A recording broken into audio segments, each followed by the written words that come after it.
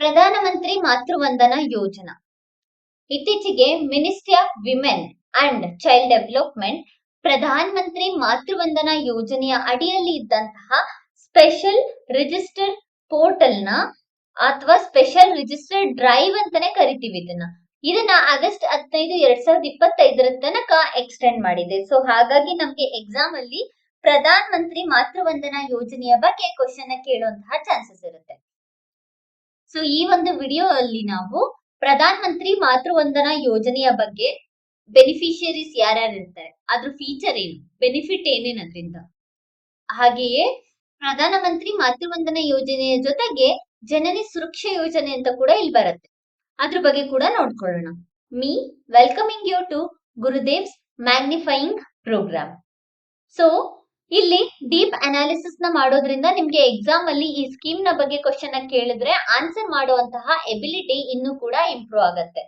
And ನಾವ್ ಯಾವಾಗ deep analysis ನ ಮಾಡ್ತೀವಿ ಆವಾಗ ನಮ್ಮ ಥಿಂಕಿಂಗ್ ಕೆಪಾಸಿಟಿ ಇನ್ನೂ ಕೂಡ ಜಾಸ್ತಿ ಆಗ್ತಾನೆ ಹೋಗುತ್ತೆ.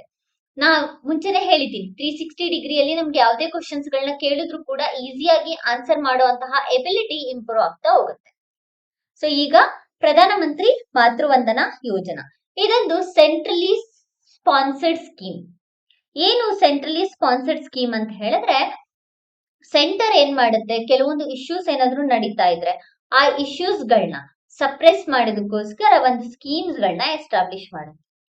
ಈ ಸ್ಕೀಮ್ ಅನ್ನ ಯಾರು ನೋಡ್ಕೊಳ್ತಾರೆ ಅಂತ ಹೇಳಿದ್ರೆ, ಎಸ್ಟಾಬ್ಲಿಷ್ ಮಾಡೋದು ಸೆಂಟರ್, ಬಟ್ ಫುಲ್ಲಿ ಫಂಡ್ ನ ಕೆಲವೊಂದ್ಸಲ ಮಾಡುತ್ತೆ, ಕೆಲವೊಂದ್ಸಲ ಪಾರ್ಶಿಯಲಿ ಫಂಡ್ ಅನ್ನ ಮಾಡುತ್ತೆ. ಸೊ ಯಾರು ಇಂಪ್ಲಿಮೆಂಟ್ ನ ಮಾಡ್ತಾರೆ ಅಂತ ಹೇಳಿದ್ರೆ ಸ್ಟೇಟ್ ಗವರ್ಮೆಂಟ್ಸ್ ಗಳು ಇಂಪ್ಲಿಮೆಂಟ್ ನ ಮಾಡುತ್ತವೆ. ಪ್ರಧಾನ ಮಂತ್ರಿ ಮಾತೃವಂದನಾ ಯೋಜನಾ ಕೂಡ ಸೆಂಟ್ರಲಿ ಸ್ಪಾನ್ಸರ್ಡ್ ಸ್ಕೀಮ್ ಆಗಿರೋದ್ರಿಂದ ಸೆಂಟರ್ ಎಸ್ಟಾಬ್ಲಿಷ್ ಮಾಡಿದೆ, ಸ್ಟೇಟ್ಸ್ ಗವರ್ಮೆಂಟ್ಸ್ ಗಳು ಇದನ್ನ ಇಂಪ್ಲಿಮೆಂಟ್ ಮಾಡ್ತಿವೆ. ಈ ಒಂದು ಸ್ಕೀಮ್ ಅನ್ನ ಮಿಷನ್ ಶಕ್ತಿಯ ಅಂಡರ್ ಅಲ್ಲಿ ಸಮರ್ಥ್ಯ ಅನ್ನುವಂತಹ ಒಂದು ಸ್ಕೀಮ್ ಇದೆ, ಸಬ್ ಸ್ಕೀಮ್. ಆ ಒಂದು ಪ್ರೋಗ್ರಾಮ್ ನ ಅಡಿಯಲ್ಲಿ ತಗೊಂಡ್ಬರ್ತಾ ಇದ್ದಾರೆ. ಸೊ ಯಾಕೆ, ಇದರ ಮೇನ್ ಇಂಟೆನ್ಷನ್ ಏನು, ಈ ಸ್ಕೀಮಿನ ಮೇನ್ ಇಂಟೆನ್ಷನ್ ಏನು ಅಂತ ಹೇಳಿದ್ರೆ, ಪ್ರೆಗ್ನೆಂಟ್ ವುಮೆನ್ ಅಥವಾ ಲ್ಯಾಕ್ಟೆಂಟ್ ಮದರ್ಸ್ ಏನಿರ್ತಾರಲ್ವಾ, ಅಂದ್ರೆ ಮಗುವಿಗೆ ಹಾಲು ಉಣಿಸ್ತಾ ಇರುವಂತಹ ತಾಯಂದಿರು, ಅವರ ಹೆಲ್ತ್ ನ ಚೆನ್ನಾಗಿ ನೋಡ್ಕೊಬೇಕು, ಹಾಗೆ ಅವರಿಗೆ ಫಿನಾನ್ಷಿಯಲ್ ಅಸಿಸ್ಟೆನ್ಸ್ ನ ಕೊಡ್ಬೇಕು ಅಂತ ಹೇಳ್ಬಿಟ್ಟು ತಗೋಬರುವಂತಹ ಸ್ಕೀಮೇ ಪ್ರಧಾನ ಮಂತ್ರಿ ಮಾತೃವಂದನಾ ಯೋಜನಾ. ಸೊ ಇವ್ರಿಗೆ ಹೇಗೆ ಫಿನಾನ್ಷಿಯಲ್ ಅಸಿಸ್ಟೆನ್ಸ್ ನ ಮಾಡ್ತಾರೆ ಅಂತ ಹೇಳಿದ್ರೆ, ಡೈರೆಕ್ಟ್ ಬೆನಿಫಿಟ್ ಟ್ರಾನ್ಸ್ಫರ್ ಮೆಥಡ್ ಅನ್ನ ಯೂಸ್ ಮಾಡ್ಬಿಟ್ಟು ಫಿನಾನ್ಷಿಯಲ್ ಅಸಿಸ್ಟೆನ್ಸ್ ನ ಮಾಡ್ಲಾಗತ್ತೆ. ಸೊ ಯಾರೆಲ್ಲ ಸೋಷಿಯಲಿ ಹಾಗೂ ಎಕನಾಮಿಕಲಿ ಡಿಸ್ಅಡ್ವಾಂಟೇಜೆಡ್ ಸೆಕ್ಷನ್ಸ್ ಇದ್ದಾರೆ ಆ ವಿಮೆನ್ ನ ಮಾತ್ರ ತಗೊಳ್ಳಾಗತ್ತೆ. ಅಂದ್ರೆ ಎಕನಾಮಿಕಲಿ ಬೆಟರ್ ಇದ್ರೆ ಅಥವಾ ಸೋಷಿಯಲಿ ಬೆಟರ್ ಇರ್ತಾರಲ್ವಾ, ಆ ರೀತಿಯಾದಂತಹ ವಿಮೆನ್ ನ ಪ್ರಧಾನ ಮಂತ್ರಿ ಮಾತೃವಂದನಾ ಯೋಜನೆಯಲ್ಲಿ ನಾವು ತಗೊಳ್ಳೋದಿಲ್ಲ. ಯಾರೆಲ್ಲ ಸೋಷಿಯಲಿ ಹಾಗೂ ಎಕನಾಮಿಕಲಿ ಬ್ಯಾಕ್ವರ್ಡ್ ಇರ್ತಾರೆ ಅಥವಾ ಸೋಷಿಯಲಿ ಅಂಡ್ ಎಕನಾಮಿಕಲಿ ಡಿಸ್ಅಡ್ವಾಂಟೇಜ್ ಇರ್ತಾರೆ, ಅವರುಗಳನ್ನ ಮಾತ್ರ ನಾವು ಈ ಸ್ಕೀಮ್ ನ ಅಡಿಯಲ್ಲಿ ತಗೊಂಡ್ಬರ್ಲಾಗತ್ತೆ.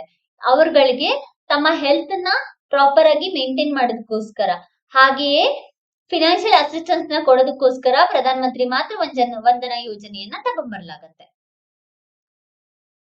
ಸೊ ಯಾರೆಲ್ಲ ಈ ಸ್ಕೀಮ್ ಅಲ್ಲಿ ಇರ್ತಾರೆ ಅಂತ ಹೇಳ್ಬಿಟ್ಟು ನೋಡ್ಕೊಳ್ಳೋಣ. ಮೊದ್ಲು ಫಿನಾನ್ಷಿಯಲ್ ಅಸಿಸ್ಟೆನ್ಸ್ ಜೊತೆಗೆ ಇದ್ರ ಕೋರ್ ಇಂಟೆನ್ಷನ್ ಏನು ಅಂತ ಹೇಳಿದ್ರೆ, ತಾಯಿಯ ಹೆಲ್ತ್ ನ ಇನ್ನು ಕೂಡ ಬೆಟರ್ ಮಾಡ್ಬಿಟ್ಟು ಡೆತ್ ನ ರೆಡ್ಯೂಸ್ ಮಾಡೋದು, ಹಾಗೆ ಹೆಲ್ತ್ ಔಟ್ಕಮ್ಸ್ ಗಳೇನಿದೆ ಭಾರತದಲ್ಲಿ ಅದನ್ನ ಪ್ರಾಪರ್ ಮಾಡೋದು ಇದರ ಕೋರ್ ಇಂಟೆನ್ಷನ್. ಬೆನಿಫಿಟ್ ಏನೇನು ಈ ಒಂದು ಸ್ಕೀಮ್ ಇಂದ ಅಂತ ಹೇಳಿದ್ರೆ, ಈ ಸ್ಕೀಮ್ ನ ಅಡಿಯಲ್ಲಿ 5,000 ಅಮೌಂಟ್ ನ ಕೊಡ್ಲಾಗತ್ತೆ. 5,000 ಅಮೌಂಟ್ ಅನ್ನ 2 ಇನ್ಸ್ಟಾಲ್ಮೆಂಟ್ ಅಲ್ಲಿ ಗರ್ಭಿಣಿ ಮಹಿಳೆಯರಿಗೆ ಅಥವಾ ಹಾಲು ಉಣಿಸ್ತಾ ಇರುವಂತಹ ತಾಯಿಯಂದಿರಿಗೆ ಅಂದ್ರೆ ಲ್ಯಾಕ್ಟೇಟಿಂಗ್ ಮದರ್ಸ್ ಗಳಿಗೆ ಕೊಡ್ಲಾಗತ್ತೆ 2 ಇನ್ಸ್ಟಾಲ್ಮೆಂಟ್ ಅಲ್ಲಿ. ಅದ್ರ ಜೊತೆಗೆ ಜನನಿ ಸುರಕ್ಷಾ ಯೋಜನಾ ಅಂತ ಇದೆ, ಜನನಿ ಸುರಕ್ಷಾ ಯೋಜನೆಯ ಅಡಿಯಲ್ಲೂ ಕೂಡ ಅಮೌಂಟ್ ನ ಕೊಡ್ಲಾಗತ್ತೆ. ಎಷ್ಟು ಅಂದ್ರೆ 6,000. ಜನನಿ ಸುರಕ್ಷಾ ಯೋಜನೆಯ ಅಡಿಯಲ್ಲಿ ಯಾಕೆ ಕೊಡ್ತೀವಿ ಅಂತ ಹೇಳಿದ್ರೆ, ಇನ್ಸ್ಟಿಟ್ಯೂಷನಲ್ ಡೆಲಿವರಿಯನ್ನ ನಾವು ಹೆಚ್ಚು ಮಾಡ್ಲಿಕ್ಕೆ, ಇನ್ಸ್ಟಿಟ್ಯೂಷನಲ್ ಡೆಲಿವರಿಯನ್ನ ಪ್ರಮೋಟ್ ಮಾಡ್ಲಿಕ್ಕೆ ಜನನಿ ಸುರಕ್ಷಾ ಯೋಜನೆಯ ಅಡಿಯಲ್ಲಿ 6,000 ಅಮೌಂಟ್ ನ ಕೊಡ್ತೇವೆ. ಸೊ ಇನ್ಸ್ಟಿಟ್ಯೂಷನಲ್ ಡೆಲಿವರಿ ಮಾಡೋದ್ರಿಂದ ಏನ್ ಯೂಸ್, ಇನ್ಸ್ಟಿಟ್ಯೂಷನಲ್ ಡೆಲಿವರೀಸ್ ಇಂದ ತಾಯಿಯಂದರಿಗೆ ಹೈಜೀನ್ ಪ್ಲೇಸ್ ಅಲ್ಲಿ ಡೆಲಿವರಿ ಆಗತ್ತೆ. ಸೊ ಮಗುವಿಗೂ ಕೂಡ ಅನ್ಹೈಜೀನ್ ಪ್ಲೇಸ್ ಇಂದ ಬರುವಂತಹ ಕಾಯಿಲೆಗಳು, ಡಿಸೀಸಸ್ ಗಳನ್ನ ಅವಾಯ್ಡ್ ಮಾಡೋದಕ್ಕೆ ಈಸಿ ಆಗತ್ತೆ. ಬ್ಯಾಕ್ಟೀರಿಯಲ್ ಇನ್ಫೆಕ್ಷನ್ ಆಗಿರ್ಬೋದು, ವೈರಲ್ ಇನ್ಫೆಕ್ಷನ್ಸ್ ಆಗಿರ್ಬೋದು, ಈ ರೀತಿಯಾದಂತಹ ಇನ್ಫೆಕ್ಷನ್ಸ್ ಗಳನ್ನ ಅವಾಯ್ಡ್ ಮಾಡ್ಬಿಟ್ಟು ಮಗುವನ್ನ, ಹೆಲ್ತಿ ಮಗುವನ್ನ ಕಾಪಾಡಿಕೊಳ್ಳೋದಕ್ಕೆ ಭಾರತದಲ್ಲಿ ಈ ಒಂದು ಜನನಿ ಸುರಕ್ಷಾ ಯೋಜನೆ ಕಾರ್ಯವನ್ನ ನಿರ್ವಹಿಸುತ್ತದೆ. ಸೊ ಇನ್ಸ್ಟಿಟ್ಯೂಷನಲ್ ಡೆಲಿವರಿಯನ್ನ ಪ್ರಮೋಟ್ ಮಾಡೋದಕ್ಕೋಸ್ಕರ 6,000 ಅಮೌಂಟ್ ನ ಕೊಡ್ಲಾಗ್ತದೆ. ಇದು ಫಸ್ಟ್ ಅಸಿಸ್ಟೆನ್ಸ್ ಮೊದಲ ಮಗುವಿಗೆ ಕೊಡೋದು. ನೆಕ್ಸ್ಟ್ ಎರಡನೇ ಮಗುಗೂ ಕೂಡ ಅಮೌಂಟ್ ನ ಕೊಡ್ತಾರೆ. ಯಾವಾಗ ಅಂತ ಹೇಳಿದ್ರೆ ಎರಡನೇ ಮಗುವಿಗೆ 6,000 ಇನ್ಸೆಂಟಿವ್ಸ್ ನ ಕೊಡ್ತಾರೆ. ಓನ್ಲಿ ಎರಡನೇ ಮಗು ಏನಾದ್ರೂ ಹೆಣ್ಣಾಗಿದ್ರೆ ಮಾತ್ರ, ಗರ್ಲ್ ಬೇಬಿ ಆಗಿದ್ರೆ ಮಾತ್ರ ಎರಡನೇ ಮಗುವಿಗೂ ಕೂಡ ಅಮೌಂಟ್ ನ ಕೊಡ್ಲಾಗತ್ತೆ. What if any miscarriages happen, ಅಥವಾ ಅಬಾರ್ಷನ್ಸ್ ಆದ್ರೆ ಏನ್ ಮಾಡ್ಬೇಕು? ಏನಾದ್ರೂ ಮಿಸ್ಕ್ಯಾರೇಜ್ ಮತ್ತೆ ಅಬಾರ್ಷನ್ ಆದ್ರೆ ಫ್ರೆಶ್ ಬೆನಿಫಿಷಿಯರಿ ಅಂತ ಹೇಳ್ಬಿಟ್ಟು ಇದರಲ್ಲಿ ಲಿಸ್ಟ್ ಮಾಡ್ಲಾಗತ್ತೆ. ಅಂದ್ರೆ ಅವರನ್ನು ಕೂಡ ಈ ಒಂದು ಸ್ಕೀಮ್ಸ್ ಅಂಡರ್ ಅಲ್ಲಿ ಕನ್ಸಿಡರ್ ನ ಮಾಡ್ಲಾಗತ್ತೆ. ಸ್ಟೇಟ್ ಮತ್ತೆ ಯೂನಿಯನ್ ಟೆರಿಟರೀಸ್ ಗಳು 2023ರಲ್ಲಿ ಎಸ್ಟಾಬ್ಲಿಷ್ ಮಾಡಿದಂತಹ ಪ್ರಧಾನಮಂತ್ರಿ ಮಾತೃವಂದನಾ ಯೋಜನೆಯ ಸಾಫ್ಟ್ವೇರ್ ನ ಮೂಲಕ ಈ ಸ್ಕೀಮ್ ಗಳನ್ನ ಸ್ಟೇಟ್ ಮತ್ತೆ ಯೂನಿಯನ್ ಟೆರಿಟರೀಸ್ ಗಳು ಇಂಪ್ಲಿಮೆಂಟ್ ನ ಮಾಡ್ತಿವೆ. ಸೊ ಈ ಒಂದು ಸಾಫ್ಟ್ವೇರ್ ನ ಮುಖಾಂತರ ಇಂಪ್ಲಿಮೆಂಟ್ ನ ಮಾಡ್ತಿದ್ದಾರೆ. ಪೇಮೆಂಟ್ ಏನಿದೆ ಅಂದ್ರೆ ಅವ್ರಿಗೆ ಫಿನಾನ್ಷಿಯಲ್ ಅಸಿಸ್ಟೆನ್ಸ್ ನ ಕೊಡ್ಲಿಕ್ಕೋಸ್ಕರ ಡೈರೆಕ್ಟ್ ಬೆನಿಫಿಟ್ ಟ್ರಾನ್ಸ್ಫರ್ ಮೆಥಡ್ ಅನ್ನ ಯೂಸ್ ಮಾಡ್ತಾ ಇದಾರಲ್ವಾ, ಆ ಡೈರೆಕ್ಟ್ ಬೆನಿಫಿಟ್ ಟ್ರಾನ್ಸ್ಫರ್ ಮೆಥಡ್ ಅನ್ನ ಮಾಡೋದಕ್ಕಿಂತ ಮುಂಚೆ ಫಿನಾನ್ಷಿಯಲ್ ಅಸಿಸ್ಟೆನ್ಸ್ ನ ಅವ್ರ ಬ್ಯಾಂಕಿಗೆ ಅಥವಾ ಪೋಸ್ಟ್ ಆಫೀಸ್, ಬ್ಯಾಂಕ್ ಅಥವಾ ಪೋಸ್ಟ್ ಆಫೀಸ್ ಎರಡರ ಮೂಲಕ ಕೊಡ್ಲಾಗತ್ತೆ. ಇದು ಎರಡನ್ನ ಮಾಡೋದಕ್ಕಿಂತ ಮುಂಚೆ ಅವರ ಬ್ಯಾಂಕ್ ಅಕೌಂಟ್ ನ ಕ್ರಾಸ್ ಚೆಕ್ ಮಾಡ್ಬೇಕಲ್ವಾ, ಅದಕ್ಕೆ ಆಧಾರ್ ಅಥೆಂಟಿಕೇಶನ್ ನ ಮಾಡ್ತಾರೆ. UIDAI ಅಥೆಂಟಿಕೇಶನ್ ನಂಬರ್ ಅನ್ನ ಯೂಸ್ ಮಾಡ್ಬಿಟ್ಟು ಬೆನಿಫಿಷಿಯರಿ ಅವರೇನಾ ಅಲ್ವಾ ಅಂತ ಹೇಳ್ಬಿಟ್ಟು ಚೆಕ್ ಮಾಡ್ಲಾಗತ್ತೆ. ನಂತರ national payment corporation of India NPCI, ಈ NPCI ಏನ್ ಮಾಡತ್ತೆ ಅಂತ ಹೇಳಿದ್ರೆ ಡೈರೆಕ್ಟ್ ಬೆನಿಫಿಟ್ ಟ್ರಾನ್ಸ್ಫರ್ ನ ಪೋಸ್ಟ್ ಆಫೀಸ್ ಅಥವಾ ಬ್ಯಾಂಕಿನ ಮೂಲಕ ಬೆನಿಫಿಷಿಯರಿ ಅಕೌಂಟಿಗೆ ಕೊಡ್ಲಾಗತ್ತೆ. ಹೀಗೆ ಅಮೌಂಟ್ ನ ಡಿಸ್ಟ್ರಿಬ್ಯೂಟ್ ನ ಮಾಡ್ಲಾಗತ್ತೆ. ಸೊ ಈ ಸ್ಕೀಮ್ ನ ಅಡಿಯಲ್ಲಿ ಯಾರೆಲ್ಲ ಎಲಿಜಿಬಲ್ಸ್ ಇದ್ದಾರೆ, ಯಾರೆಲ್ಲ ಎಲಿಜಿಬಲ್ಸ್ ಇಲ್ಲ ಅಂತ ನೋಡೋಣ. ಮೊದಲಿಗೆ ಯಾರು ಎಲಿಜಿಬಲ್ ಇಲ್ಲ ಅಂದ್ರೆ ಎಕ್ಸ್ಕ್ಲೂಷನ್ ಯಾರ್ಯಾರು ಅಂತ ಹೇಳಿ ನೋಡ್ಕೊಳ್ಳೋಣ. ಎಕ್ಸ್ಕ್ಲೂಷನ್ ಬಂದ್ಬಿಟ್ಟು ಯಾರು ರೆಗ್ಯುಲರ್ ಎಂಪ್ಲಾಯ್ಮೆಂಟ್ ಆಗಿದ್ದಾರೆ, ಸೆಂಟ್ರಲ್ ಗವರ್ಮೆಂಟ್, ಸ್ಟೇಟ್ ಗವರ್ಮೆಂಟ್ ಮತ್ತೆ ಪಬ್ಲಿಕ್ ಸೆಕ್ಟರ್ ಅಂಡರ್ಟೇಕಿಂಗ್ಸ್ ಅಲ್ಲಿ ರೆಗ್ಯುಲರ್ ಎಂಪ್ಲಾಯ್ಮೆಂಟ್ ಯಾರಿದ್ದಾರೆ ಅವರು ಇದರಲ್ಲಿ ಬೆನಿಫಿಷರೀಸ್ ಅಲ್ಲ. ಅದ್ರ ಜೊತೆಗೆ ಏನಾದ್ರೂ 8 lakh ಗಿಂತ ಹೆಚ್ಚಿನ ಇನ್ಕಮ್ ಅವರ ಫ್ಯಾಮಿಲಿಗೆ ಬರ್ತಿದೆ ಅಂದ್ರೆ ಅವರು ಕೂಡ ಇದರಲ್ಲಿ ಬೆನಿಫಿಷಿಯರ್ಸ್ ಆಗಿರಲ್ಲ. ಅಂಡ್ ಬೇರೆ ಬೇರೆ ಸ್ಕೀಮ್ಸ್ ಗಳಿದೆಯಲ್ಲ, ಆ ಬೇರೆ ಬೇರೆ ಸ್ಕೀಮ್ಸ್ ಅಲ್ಲಿ ಏನಾದ್ರೂ ಇದೇ ರೀತಿಯಾದಂತಹ ಅಮೌಂಟ್ ತಗೊಳ್ತಿದ್ರೆ ಅವರು ಕೂಡ ಈ ಒಂದು ಪ್ರಧಾನಮಂತ್ರಿ ಮಾತೃವಂದನಾ ಯೋಜನೆಯಲ್ಲಿ ಬೆನಿಫಿಷಿಯರಿ ಆಗಿರೋದಿಲ್ಲ. ಸೊ ಹಾಗಿದ್ರೆ ಯಾರೆಲ್ಲ ಬೆನಿಫಿಷಿಯರೀಸ್ ಇರ್ತಾರೆ ಅಂತ ಹೇಳ್ಬಿಟ್ಟು ನೋಡ್ಕೊಳ್ಳೋಣ. ಬೆನಿಫಿಷಿಯರೀಸ್ ಯಾರ್ಯಾರು ಅಂತ ಹೇಳಿದ್ರೆ ಇಲ್ಲಿ ನಾವು ನೋಡ್ಬೋದು, ಶೆಡ್ಯೂಲ್ಡ್ ಕ್ಯಾಸ್ಟ್ ಮತ್ತೆ ಶೆಡ್ಯೂಲ್ಡ್ ಟ್ರೈಬ್ಸ್ ಗಳ ವಿಮೆನ್ ಗಳು, ಹಾಗೆಯೇ ವಿಮೆನ್ ಹೂ ಆರ್ ಪಾರ್ಷಿಯಲಿ ಅಂದ್ರೆ 40% ಡಿಸಬಿಲಿಟಿ ಅಂಡ್ ಫುಲ್ಲಿ ಡಿಸೇಬಲ್ ಇದ್ದವರು ದಿವ್ಯಾಂಗ್ ಅಂತ ಹೇಳಿ ಕರಿತೀವಿ. ನೆಕ್ಸ್ಟ್ ಯಾರು ಬಿಲೋ ಪಾವರ್ಟಿ ಲೈನ್ ಅಂದ್ರೆ BPL ಕಾರ್ಡ್ ಹೋಲ್ಡರ್ಸ್ ಇರ್ತಾರೆ ಅವರು, ಹಾಗೆಯೇ ಪ್ರಧಾನ ಮಂತ್ರಿ ಜನ್ ಆರೋಗ್ಯ ಯೋಜನೆಯ ಕಾರ್ಡ್ಸ್ ಗಳನ್ನ ಹೊಂದಿರ್ತಾರೆ ಅವರು ಇಲ್ಲಿ ಎಲಿಜಿಬಲ್ಸ್ ಆಗಿರ್ತಾರೆ. ಹಾಗೆ MG NREGA card, job card ನ ಹೊಂದಿರುವಂತಹ ಮಹಿಳೆಯರು ಕೂಡ ಇಲ್ಲಿ ಎಲಿಜಿಬಲ್ ಆಗಿರ್ತಾರೆ. ಈ-ಶ್ರಮ್ ಪೋರ್ಟಲ್ ಕಾರ್ಡ್ ನ ಹೊಂದಿರುವಂತಹ ಮಹಿಳೆಯರು ಕೂಡ ಇಲ್ಲಿ ಬೆನಿಫಿಷಿಯರೀಸ್ ಆಗಿರ್ತಾರೆ. ಅಂಡ್ ಯಾರ ಇನ್ಕಮ್ 8 lakh ಗಿಂತ ಕಡಿಮೆ ಇರುತ್ತೆ ಅವರು ಇಲ್ಲಿ ಬೆನಿಫಿಷಿಯರೀಸ್. ನಂತರ ಕಿಸಾನ್ ಸಮ್ಮಾನ್ ನಿಧಿಯ ಅಂಡರ್ ಅಲ್ಲಿ ಕಾರ್ಡ್ ಹೋಲ್ಡರ್ ಆಗಿರುವಂತಹ ಅಂದ್ರೆ ಮಹಿಳಾ ರೈತರಿಗೂ ಕೂಡ ಇಲ್ಲಿ ಬೆನಿಫಿಷಿಯರಿನ ಕೊಡ್ಲಾಗತ್ತೆ. ಇದೆಷ್ಟು ಯಾರೆಲ್ಲ ಎಲಿಜಿಬಲ್ ಇದ್ದಾರೆ ಅನ್ನೋದಕ್ಕೆ ನಮಗ್ ಗೊತ್ತಾಗತ್ತೆ. ಸೊ ಇಂಪ್ಲಿಮೆಂಟೇಶನ್ ಹೇಗಾಗತ್ತೆ ಅಂತ ಗೊತ್ತಾಯ್ತು. ಹೇಗೆ ಆಧಾರ್ ಅಥೆಂಟಿಕೇಶನ್ ಆಗತ್ತಲ್ಲ ಫಸ್ಟ್, ಅದಾದ್ಮೇಲೆ NPCI ಕ್ರಾಸ್ ಚೆಕ್ ಮಾಡ್ಬಿಟ್ಟು ಅಮೌಂಟ್ ನ ಕೊಡ್ತಾರೆ.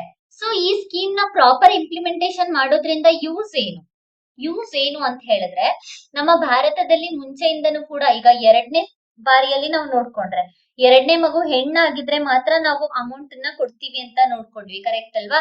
ಸೊ ಬೇಟಿ ಬಚಾವೋ ಬೇಟಿ ಪಡಾವೋ ಅನ್ನುವಂತಹ ಒಂದು ಚೈಲ್ಡ್ ಸಪೋರ್ಟ್ ಕ್ಯಾಂಪೇನ್ಗೆ ಈ ಒಂದು ಸ್ಕೀಮು ಸಪೋರ್ಟ್ ಮಾಡುತ್ತೆ. ಹಾಗೆಯೇ ಸೋಷಿಯಲಿ ಎಕನಾಮಿಕಲಿ ಯಾರು ಬ್ಯಾಕ್ವರ್ಡ್ ಇದ್ದಾರೆ ಅವರಿಗೆ ಫಿನಾನ್ಷಿಯಲ್ ಅಸಿಸ್ಟೆನ್ಸ್ ನ ಪ್ರೊವೈಡ್ ಮಾಡುತ್ತೆ. ಹೆಲ್ತ್ ಇಂಪ್ರೂವ್ಮೆಂಟ್, ಮಗು ಮತ್ತೆ ತಾಯಿ ಇಬ್ಬರ ಹೆಲ್ತ್ ಇಂಪ್ರೂವ್ಮೆಂಟ್ ಕೂಡ ಇದು ಶ್ರಮಿಸ್ತಾ ಇದೆ. ಅದ್ರ ಜೊತೆಗೆ ಡೈರೆಕ್ಟ್ ಬೆನಿಫಿಟ್ ಟ್ರಾನ್ಸ್ಫರ್ ನ ಮಾಡ್ತಿರೋದ್ರಿಂದ ಮಿಡಲ್ ಮ್ಯಾನ್ ಅಥವಾ ಕರಪ್ಷನ್ಸ್ ನ ರೆಡ್ಯೂಸ್ ಮಾಡಿ ಟ್ರಾನ್ಸ್ಪರೆನ್ಸಿಯನ್ನ ಎನ್ಶೂರ್ ಮಾಡ್ತಾ ಇದೆ. ಸೊ ಎಕ್ಸಾಮ್ ಪರ್ಸ್ಪೆಕ್ಟಿವ್ ಆಗಿ ಒಂದು ಕ್ವಶನ್ ನಾವು ನೋಡ್ಕೊಂಡ್ರೆ, ಅಂಡರ್ ದ ಪ್ರಧಾನ Mantri Matru Vandana Yojana what is the specific condition for receiving 6,000 cash incentive for a second child? ಏನು, families income must be less than 5 lakh? No. The mother must have a eastern card? ಅಲ್ಲ. The second child must be a girl. ಇದು correct ಆದಂತಹ ಉತ್ತರ ಆಗುತ್ತೆ. ಇದಿಷ್ಟು ನಮ್ಗೆ ಪ್ರಧಾನ ಮಂತ್ರಿ ಮಾತೃವಂದನಾ ಯೋಜನೆಯ ಒಂದು ಡೀಟೈಲ್ ಅನಾಲಿಸಿಸ್ ಆಗಿದೆ. ಅದ್ರ ಜೊತೆಗೆ ನಾವ್ ಇನ್ನೊಂದು ಸ್ಕೀಮ್ ನ ನೋಡ್ಕೊಂಡ್ವಿ, ಯಾವುದು? ಜನನಿ ಸುರಕ್ಷಾ ಯೋಜನಾ. ಜನನಿ ಸುರಕ್ಷಾ ಯೋಜನಾ ಆಕ್ಚುಲಿ 100% ಸೆಂಟ್ರಲಿ ಸ್ಪಾನ್ಸರ್ಡ್ ಸ್ಕೀಮ್. ಅಂದ್ರೆ ಸ್ಟೇಟ್ ಗವರ್ಮೆಂಟ್ ಇದನ್ನ ಕೊಡ್ತಾ ಇಲ್ಲ. ನಾನು ಅವಾಗ್ಲೇನೆ ಹೇಳ್ದೆ, ಸೆಂಟ್ರಲ್ ಗವರ್ಮೆಂಟ್ ಮತ್ತೆ ಸ್ಟೇಟ್ ಗವರ್ಮೆಂಟ್ ಒಂದು ಫುಲ್ಲಿ ಸೆಂಟ್ರಲ್ ಗವರ್ಮೆಂಟ್ ಕೊಡುತ್ತೆ, ಅಥವಾ ಸ್ಟೇಟ್ ಗವರ್ಮೆಂಟ್ ಸೆಂಟ್ರಲ್ ಗವರ್ಮೆಂಟ್ ಎರಡು ಸೇರಿ ಕೊಡ್ತವೆ. ಬಟ್ ಇದು 100% ಸೆಂಟ್ರಲ್ ಗವರ್ಮೆಂಟ್ ಅಸಿಸ್ಟ್ ಮಾಡ್ತಿರುವಂತಹ ಸ್ಕೀಮ್ ಆಗಿದೆ. ಯಾವುದಕ್ಕೋಸ್ಕರ ತಗೊಬಂದಿರೋದು? ಇನ್ಸ್ಟಿಟ್ಯೂಷನಲ್ ಡೆಲಿವರೀಸ್ ಗಳನ್ನ ಪ್ರಮೋಟ್ ಮಾಡಿ ಮೆಟರ್ನಲ್ ಅಂಡ್ ಇನ್ಫ್ಯಾಂಟ್ ಮಾರ್ಟಾಲಿಟಿಯನ್ನ ಕಡಿಮೆ ಮಾಡೋದಕ್ಕೋಸ್ಕರ ತಗೊಬಂದಿರೋದು. ಸೊ ಇನ್ಫ್ಯಾಂಟ್ 5 ವರ್ಷಕ್ಕಿಂತ ಕಡಿಮೆ ಇರುವಂತಹ ಮಕ್ಕಳ ಡೆತ್ ಅಥವಾ ಮಗು ಜನಿಸ್ತಿರುವಾಗ ಆ ತಾಯಿಯ ಡೆತ್ ಆಗುತ್ತಲ್ವಾ, ಅದನ್ನ ಕಂಟ್ರೋಲ್ ಮಾಡೋದಕ್ಕೋಸ್ಕರ ತಗೊಬಂದಿರುವಂತಹ ಸ್ಕೀಮು ಜನನಿ ಸುರಕ್ಷಾ ಯೋಜನಾ. ಇದಿಷ್ಟು ನಮ್ಗೆ ಈ ಒಂದು ಸ್ಕೀಮಿನ ಅನಾಲಿಸಿಸ್. ಇದೇ ರೀತಿಯಾದಂತಹ ಹೆಚ್ಚಿನ ವಿಡಿಯೋಸ್ಗಾಗಿ ಪ್ರತಿದಿನ 9 ಗಂಟೆಗೆ ನಮ್ಮ ಚಾನೆಲ್ ನ ನೋಡೋದಕ್ಕೆ ಮರಿಬೇಡಿ. Thank you for watching.